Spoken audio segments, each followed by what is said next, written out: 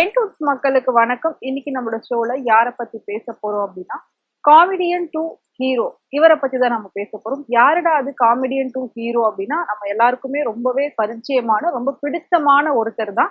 S, KPY பாலாவை பத்தி தான் நம்ம பேச போறோம். வாங்க பேசலாம். ஸோ கேபிஒய் பாலா பத்தி சொல்லணும் அப்படின்னா, விஜய் டிவியோட பிரபலம். ஸோ அந்த டிவியில வர எல்லா ப்ரோக்ராம்லயுமே அவர் வந்து தவறாம இருப்பாரு. அந்த அளவுக்கு ஒரு வெல் டேலண்டட் பர்சன் அப்படின்னு சொல்லலாம்.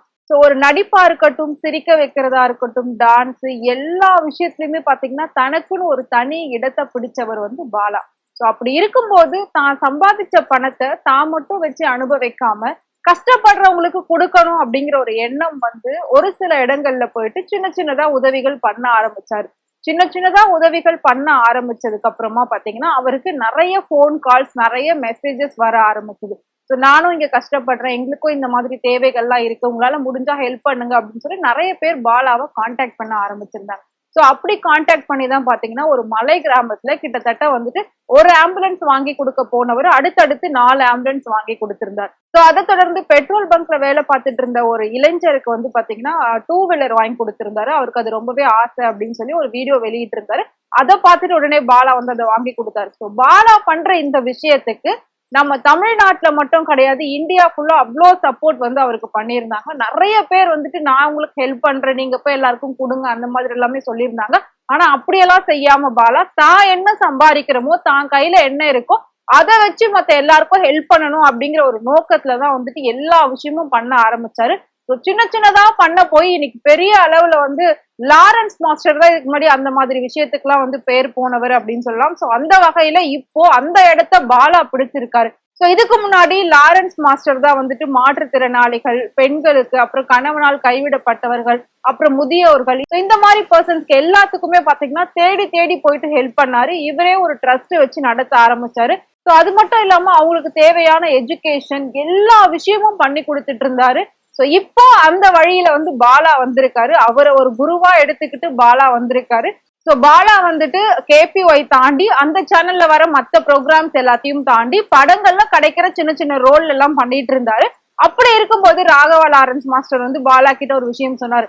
கண்டிப்பா நான் வந்து உன்னை ஒரு படத்துல ஹீரோவா நடிக்க வைப்பேன், நீ வந்து ராகவேந்திரா ப்ரொடக்ஷன்ல ஹீரோவா நடிப்ப அப்படின்னு சொல்லியிருந்தாரு. சோ அந்த கனவு இப்போ நிறைவேறி இருக்கு. ஆனா பாலாக்கு வந்து ஹீரோவா பண்ணணும் அப்படின்லாம் எந்த ஒரு ஆசையும் கிடையாது. ஆனாலும் லாரன்ஸ் மாஸ்டர் சொன்ன அந்த வார்த்தை இப்போ உண்மையாயிருக்கு, நடந்திருக்கு. பட் பாலா நடிக்க போறது ஹீரோவா ராகவேந்திரா ப்ரொடக்ஷன்ல கிடையாது. சோ அவர் நடிக்க போறது பாத்தீங்கன்னா ஷெரீப் அப்படிங்கிற ஒரு டைரக்டரோட டைரக்ஷன்ல தான் பண்ண போறாரு. சோ அதை தவிர்த்து வேற எந்த ஒரு அனௌன்ஸ்மெண்ட்டுமே இப்ப வரைக்கும் வெளியில வரல. ஆனா பாலா ஹீரோவா நடிக்க போறாரு. படத்துக்கான பூஜைகள், படத்துக்கான வேலைகள் எல்லாமே ஆரம்பிச்சிருச்சு. அதுல நடிக்க போற ஆர்டிஸ்ட் எல்லாரையும் செலக்ட் பண்ணியாச்சு. சோ எல்லா விஷயமும் ரொம்ப மும்முரமா, ரொம்ப தீவிரமா நடந்துகிட்டு இருக்கு.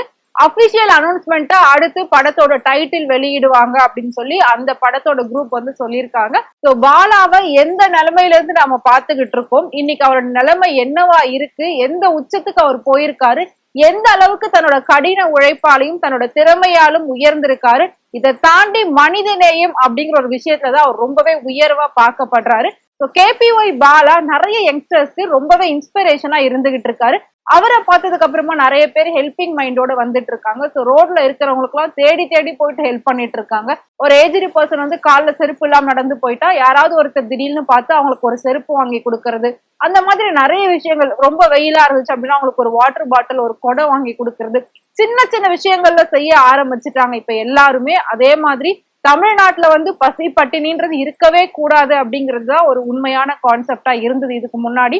அதனாலதான் நிறைய பேர் சத்துணவு திட்டம், அந்த திட்டம், அப்படி இப்படின்னு சொல்லி நிறைய ஸ்டார்ட் பண்ணியிருந்தாங்க.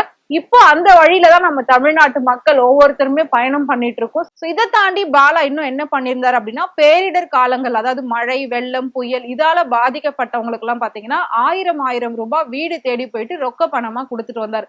தான் அக்கௌண்ட்ல வந்து தனக்குன்னு ஒரு 1000-2000 ரூபாய் மட்டும் செலவுக்கு வச்சுக்கிட்டு மீதி இருந்த அத்தனை பணத்தையும் பாத்தீங்கன்னா கொடுத்திருந்தாரு. அந்த மாதிரி கொடுத்து கிட்டத்தட்ட 2 லட்சம் ரூபாய் கொடுத்திருந்தாரு. அவரை பார்த்துதான் அந்த டைமிங்ல நிறைய பேர் அதே மாதிரி ஹெல்ப் பண்றதுக்கு வந்தாங்க. சோ எல்லாத்துக்குமே பாலா வந்து முன்னுதாரணமா இருந்திருக்காரு. எல்லாமே ரொம்ப சூப்பரா போய்கிட்டு இருக்கு. இதை தாண்டி இப்ப சின்ன சின்ன யூடியூபர்ஸ் எல்லாம் வந்து ஹீரோவா நடிக்க ஆரம்பிச்சுட்டாங்க. அப்படி இருக்கும்போது விஜே சித்து வந்து எவ்வளவு பெரிய ஒரு விளாகர் அப்படின்றது தெரியும். அவரும் சின்ன சின்ன வேலைகள்லாம் பண்ணி ரொம்ப கஷ்டப்பட்டு இன்னைக்கு ஒரு இடத்த வந்து அடைஞ்சிருக்காரு. சோ அவருமே கூடிய சீக்கிரம் ஹீரோவா ஒரு படம் நடிக்க போறாரு. சோ அந்த படத்தோட அபிஷியல் ட்ரெய்லர் அனௌன்ஸ்மெண்ட் இது எல்லாமே ஆல்ரெடி வெளியே ஆயிடுச்சு. நீங்க எல்லாருமே பார்த்து என்ஜாய் பண்ணிருப்பீங்க அப்படின்னு நினைக்கிறேன். சோ தன்னோட கண்டென்ட் மாதிரியே வந்துட்டு அவர் இந்த அபிஷியல் அனௌன்ஸ்மெண்ட்டையும் வெளியிட்டு இருக்காரு. சோ அவர் நடிக்க போற அந்த படத்தோட பேர் வந்து டயங்கரம் அப்படிங்கிற ஒரு படத்துல பண்ண போறாரு. சோ விஜய் சித்துவுமே பாத்தீங்கன்னா நம்ம எல்லாருமே ரொம்ப ரசிக்கக்கூடிய ஒரு மனிதரா தான் இருந்துகிட்டு இருக்காரு. அவ்வளவு பேரை சிரிக்க வச்சுக்கிட்டு இருக்காரு. நார்மலா நாம டிராவல் பண்ணும்போது கார்ல போறவங்களா இருக்கட்டும், பஸ்ல போறவங்களா இருக்கட்டும், எல்லாருமே பாத்தீங்கன்னா விஜய் சித்துவோட விளாக்ஸ் பார்க்காதவங்க யாருமே இல்ல. சோ அவ்வளவு பேர் வந்து அதை பார்த்து ரசிச்சுக்கிட்டு இருக்காங்க. ஒரு ஸ்ட்ரெஸ் பஸ்டரா அதை வந்து பாத்துட்டு இருக்காங்க. சோ இதுவுமே ஒரு வகையில வந்துட்டு ஒரு மனித நேயம், ஒருத்தரை சிரிக்க வைக்கிறதுன்றது பெரிய விஷயம், ஒருத்தரை சந்தோஷப்படுத்துறதுமே ரொம்ப பெரிய விஷயம். சோ இவங்க ரெண்டு பேருமே வந்து இப்ப ஹீரோவா களம் இறங்குறாங்க.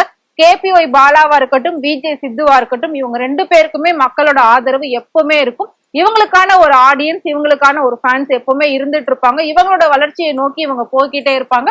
அதுக்கு நம்மளோட தமிழ்நாட்டு மக்கள் எல்லாருமே ரொம்பவே சப்போர்ட்டிவா இருப்பாங்க. இன்னும் இவங்க மேல மேல வளரணும்.